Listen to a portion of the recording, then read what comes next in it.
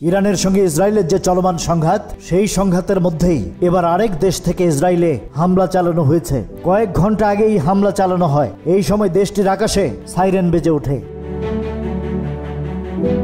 সোমবার আল জাজিরার এক প্রতিবেদনে এই খবর জানানো হয়েছে। ইরান জানিয়েছে এই হামলা ইরান থেকে চালানো হয়নি, অপারেশন ট্রু প্রমিস এর অধীনে 21তম হামলা এখনো চালায়নি তারা। পরে ইরানের আধা সরকারি সংবাদ সংস্থা ফার্স জানিয়েছে কয়েক ঘন্টা আগে ইসরায়েলে বিমান হামলার সাইরেন বাজানো ক্ষেপণাস্ত্রগুলি ইয়েমেন থেকে ছোড়া হয়েছিল, ইরান থেকে নয়। এর আগে ইসরায়েলি সেনাবাহিনী জানিয়েছিল ইরান থেকে ক্ষেপণাস্ত্র হামলা করা হয়েছে, তবে এই হামলায় তাৎক্ষণিকভাবে ক্ষয়ক্ষতির পরিমাণ কিছু জানা যায়নি।